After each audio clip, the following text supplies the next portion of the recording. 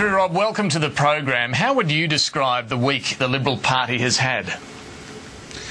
Well, we've had better weeks, I can say that, David, but, you know, these things happen, and we are still a group that's in transition from, you know, an administration of 11 and a half years, and you've got to expect that as we move to create a formidable opposition, that you're going to get these sorts of weeks from time to time until we have things properly balanced. And that's, I think, what's happened this week. The thing is, we are determined in many respects to take it up to the government. We've not only got an important political need to do that, but, you know, such as the difficulties that are going on out there and that are coming down the line at Australia, we've got a great responsibility to the community to really put the wood on the government, and they are in disarray on a number of fronts, and we're looking forward to the opportunity to keep them to account. OK, I'm keen to get to those fronts, but what about yourself? Are you disappointed you missed out on the job of Shadow Treasurer this week? Well, we're all entitled to be ambitious. I would have liked the position, and I feel I would have been confident to do it, but, you know, I think we've got in the new Shadow Treasurer, we've got one of our best performers. I've got enormous respect for Joe. He'll have my every support, and I think he'll be very formidable in taking on Wayne Swan. Now, I must ask you about Peter Costello as well, of course. Malcolm Turnbull today saying that Peter Costello has told him that he's not interested in the leadership. Peter Costello, however, is pointedly refusing to say this himself. You know Peter Costello fairly well. Do you think he is interested in the leadership? Well, I can only take what Malcolm has said today. I mean, he's obviously had these conversations with Peter. I haven't. And Malcolm was quite clear about it today.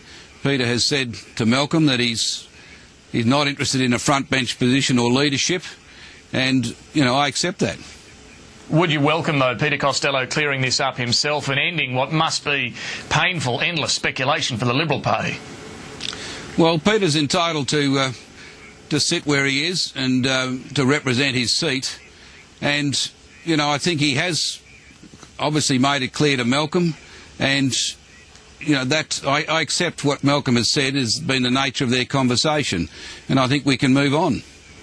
What about some of the other former Howard government ministers who do seem to want another term in Parliament? I'm thinking about Bronwyn Bishop and Philip Ruddock. Philip Ruddock's been in Parliament since 1973. Is it time for some of them to show the sort of renewal that Brendan Nelson's talking about? He is going to leave at the next election.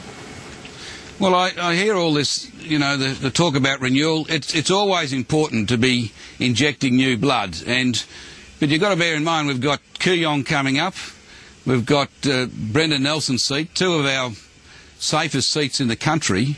We've had a lot of young ones come in the last two elections, in the Senate and into the House of Representatives. If you look at the composition of our ministry, I think almost a majority are under 42 years of age.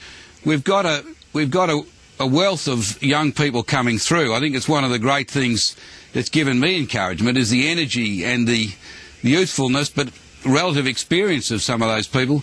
We've got the makings of a very strong government, and I do think, you know, when we talk about renewal, we've got to also remember that you need some institutional knowledge around the place. You have to get that balance right, and I do feel that we have injected a lot of new blood into the parliamentary party. More's coming, and I'd hate to see a mass exit of all the institutional knowledge that we've got around the place.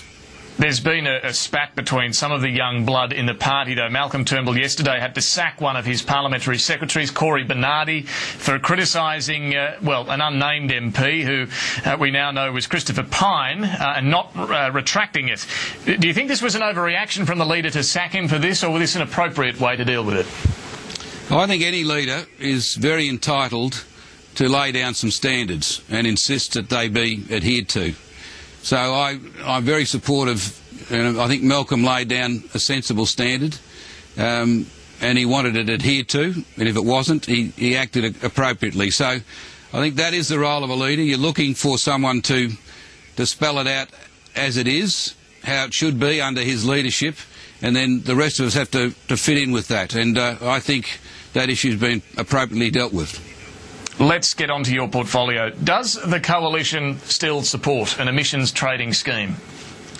Our position is still our preference, and our position is the one we took to the last election. That is an emissions trading scheme which does not disadvantage all of our export and import competing industries. That was the model we took to the last election. That's the one we had started to introduce in legislation, in fact, before the last election. That is still our preferred position. What we have done is commission the Centre for International Economics to review the government's white paper against all the alternatives, so that we can be best informed when we respond formally to the government's white paper. You've expressed concerns for exporters there. Another concern about the government's proposed scheme is that any actions households take, be it installing solar panels or riding their bike to work, that will not make a jot of difference when it comes to reducing the overall national emission, that it will simply free up the ability for the big industries to emit more. How can that be dealt with under an emissions trading scheme? Well, look, I'll get to that, David. This scheme the government has put forward, from what we've seen, it is deeply flawed.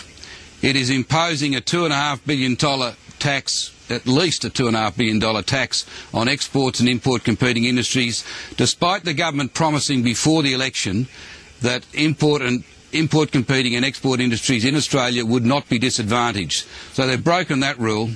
They have designed a scheme which will not allow, as you say, the actions of individuals to count towards any reduction in CO2 in the atmosphere.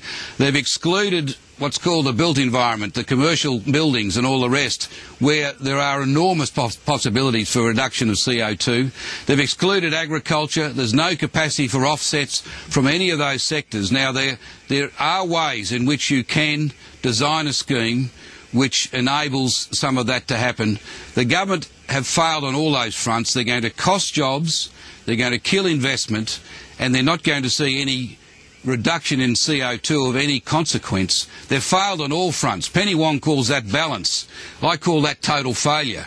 If you have everyone on each side of the argument totally appalled at the outcome, that is total failure. And Penny Wong's position here is on the line, I think, as a minister.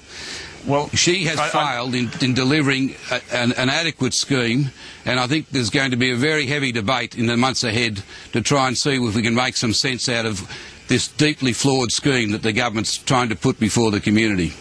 Well, I know you've been toying with the alternative idea of a carbon tax, which is supported by a number of environmentalists, economists, scientists, Al Gore amongst them. What would that address, a carbon tax? Would that address some of those concerns that you have? No, we haven't been, as you say, toying with it. What we did do was ask our Commission of Review to look at the government's white paper against all the alternatives, one of which is a carbon tax. We've never advocated a carbon tax. Our preference is still for an emissions trading scheme, but one that doesn't disadvantage our industries, our import competing and our export industries. It's the government itself. The reason carbon tax has been discussed in the last week, the government itself implemented an inquiry, a surprise inquiry last week, which of course they've now abandoned. They're all over the place. They're in disarray on this issue. But they introduced an inquiry to look at whether an emissions trading scheme is still the appropriate way to go after all these years and millions of dollars of expense, whether it's still the appropriate way to tackle CO2 reductions. And they were going to look at whether a carbon tax or a host of other approaches may be preferable. They've raised this issue of a carbon tax, not us. All right, a long way to go in this debate, it seems, Andrew Robb. We're going to have to leave it there, but thank you very much for joining us. My pleasure. Thanks, David.